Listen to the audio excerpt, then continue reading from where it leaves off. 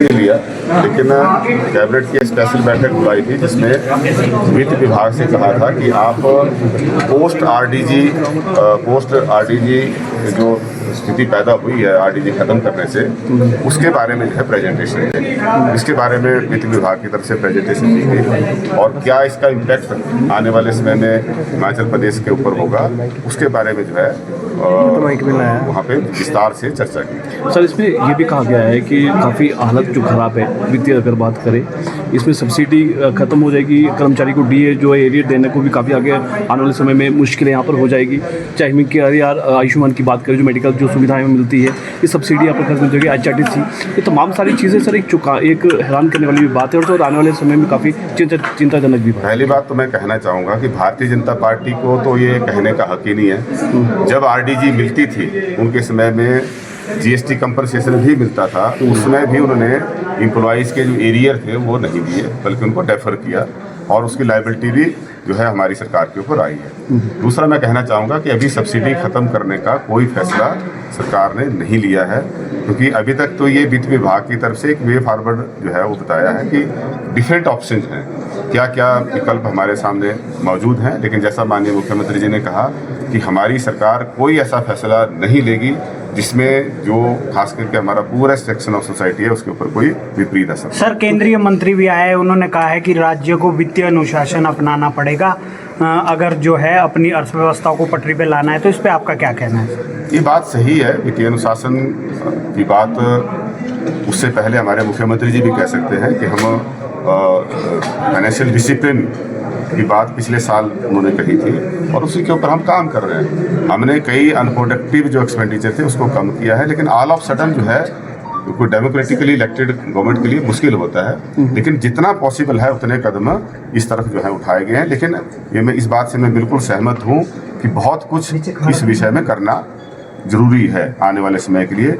और ये जो वर्तमान स्थिति पैदा हुई है ये लेगेसी इशू है, ये पुरानी कई सालों से कई दशकों से जो है ये इस तरह से चलता रहा, जिसमें फाइनेंशियल डिसिप्लिन की तरफ ध्यान नहीं दिया गया।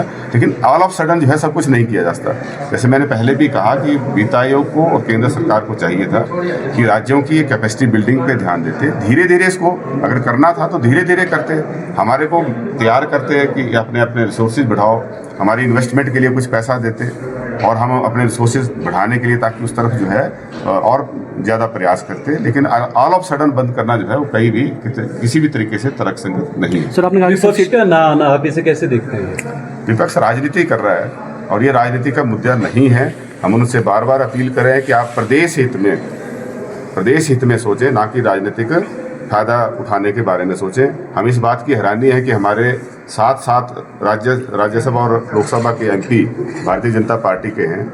जब फाइनेंस कमीशन की रिपोर्ट वहाँ पार्लियामेंट में पेश हुई तो उन्होंने भी एक शब्द भी हिमाचल के हित में वहाँ नहीं बोला और वही राज्य के हमारे बीजेपी के नेता कर। सर, जिस तरह से आमदन आंकड़े भी यहाँ पे रखे गए, आने वाले समय में हो सकता है कि ये सारी चीज़ें वित्तीय आर्थिक जो संकट यहाँ पर आए, आप किस तरह से देखते हैं कि अगर ये स्थिति आती है तो हिमाचल प्रदेश के लिए कितना चिंताजनक बात है? ये बड़ी गंभीर चुनौती है और इसका हम लेकिन मुकाबला करेंगे।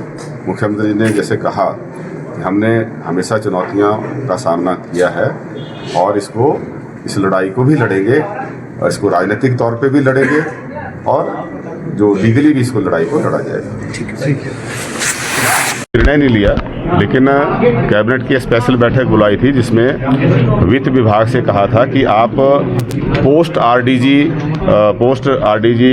जो स्थिति पैदा हुई है आरडीजी खत्म करने से उसके बारे में जो है प्रेजेंटेशन दें। इसके बारे में वित्त विभाग की तरफ से प्रेजेंटेशन दी गई और क्या इसका इम्पैक्ट आने वाले समय में हिमाचल प्रदेश के ऊपर होगा उसके बारे में जो है वहाँ पे विस्तार से चर्चा की गई। सर, इसमें ये भी कहा गया है कि काफ़ी हालत जो ख़राब है वित्तीय अगर बात करें, इसमें सब्सिडी ख़त्म हो जाएगी, कर्मचारी को डीए जो है एरियर देने को भी काफ़ी आगे आने वाले समय में मुश्किलें यहाँ पर हो जाएगी। चाहे हम आयुष्मान की बात करें, जो मेडिकल जो सुविधाएं मिलती है, ये सब्सिडी यहाँ पर खत्म हो जाएगी, HRTC, ये तमाम सारी चीज़ें सर एक हैरान करने वाली बात है और आने वाले समय में काफ़ी चिंताजनक भी। पहली बात तो मैं कहना चाहूँगा कि भारतीय जनता पार्टी को तो ये कहने का हक ही नहीं है। जब आरडीजी मिलती थी उनके समय में जीएसटी कंपनसेशन भी मिलता था, उस समय भी उन्होंने एम्प्लॉयज़ के जो एरियर थे वो नहीं दिए, बल्कि उनको डेफर किया और उसकी लायबिलिटी भी जो है हमारी सरकार के ऊपर आई है।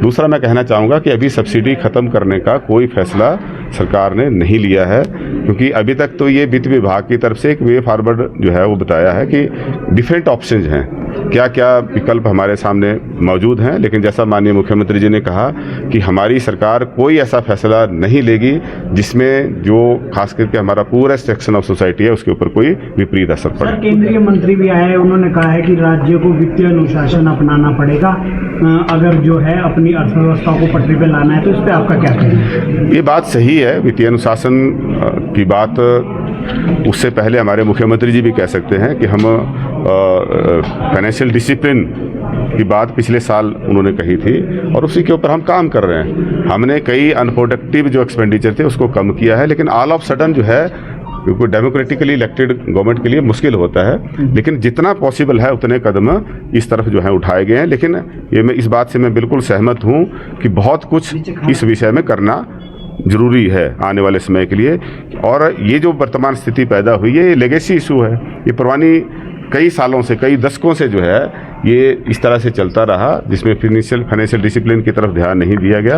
लेकिन ऑल ऑफ सडन जो है सब कुछ नहीं किया जा सकता। जैसे मैंने पहले भी कहा कि वित्त आयोग को और केंद्र सरकार को चाहिए था कि राज्यों की ये कैपेसिटी बिल्डिंग पे ध्यान देते, धीरे धीरे इसको अगर करना था तो धीरे धीरे करते, हमारे को तैयार करते कि अपने अपने रिसोर्सेज बढ़ाओ, हमारे इन्वेस्टमेंट के लिए कुछ पैसा देते और हम अपने रिसोर्सेज बढ़ाने के लिए ताकि उस तरफ जो है और ज़्यादा प्रयास करते। लेकिन ऑल ऑफ सडन बंद करना जो है वो कहीं भी किसी भी तरीके से तर्कसंगत नहीं है। सर, आपने कहा विपक्ष का ना आप इसे कैसे देखते हैं? विपक्ष राजनीति कर रहा है और ये राजनीति का मुद्दा नहीं है।